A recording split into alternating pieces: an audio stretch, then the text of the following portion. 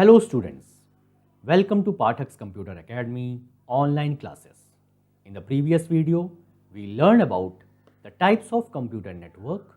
Today we will see the various components of computer network. So, the components or the devices needed to build up a network are comprises of two parts. First one is physical parts and another one is software. Okay. These devices are needed to transfer data from one device to another and make smooth communication between two different devices. The hardware components can be server, client, transmission medium and connecting devices, while the software components can be operating system and protocols. First one is server. Servers are computers that hold shared files, programs and a network operating system. Servers provide access to network resources to all the users of the network. For example, I am a user, I want to search something, so I go to the browser, type something on Google search engine, and then based on my request, the server responds. Okay? There are many kinds of servers available in a computer network for dedicated purposes, like file servers, dedicated for file, print servers, communication servers, database servers and web servers. Okay. Next is client. So, client is a user in a network who request and receive services from the servers. Clear? The next, the most important component is transmission media. As the name suggests, these media are used for transmitting our data from one place to another or one device to another device, that are divided into two parts: guided media or unguided media. Guided media can be coaxial cable, fiber optics cable, etc., while unguided media can be microwaves, infrared waves, etc. For example, my mobile is connected with my laptop. So, how it is possible? It is possible through an unguided media like Bluetooth technology or infrared waves. Okay.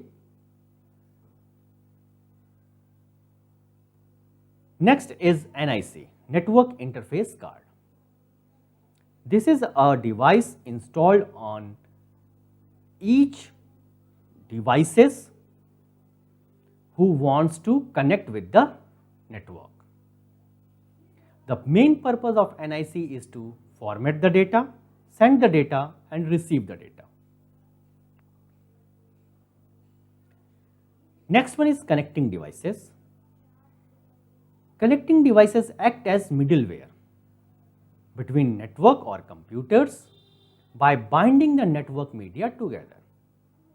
You easily see in your class, lab, laboratory, where there are some device through which all your computer systems are connected.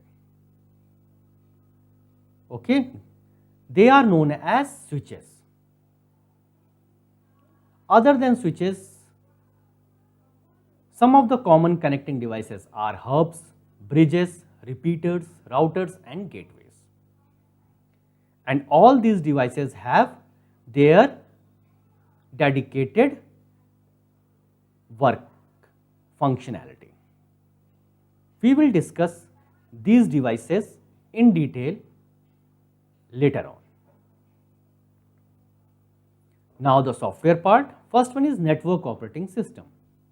As we know, operating system is the mediator or interface between the user and the hardware.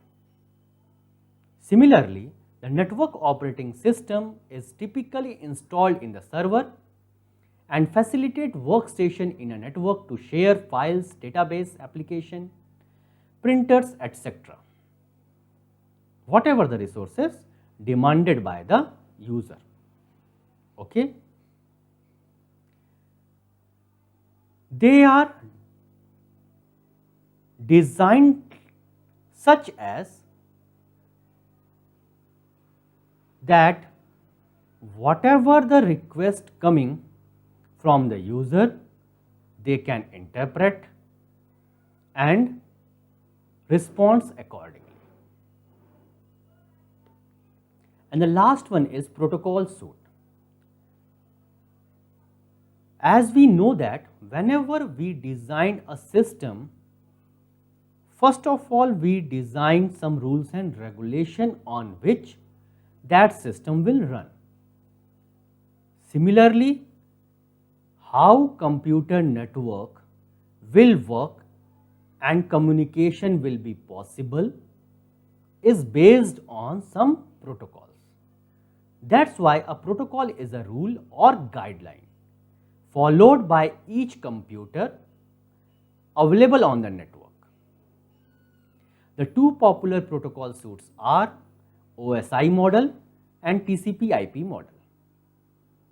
OSI model are just the concept, while TCP/IP are existing protocol. We will discuss these protocol suites in detail later on. So that's all for today. Today we learned components of computer networks, in which we learned physical components and software components. I hope you understand the basic components which are needed to build up a computer network. In the next class, we will see transmission medium in detail. Thanks.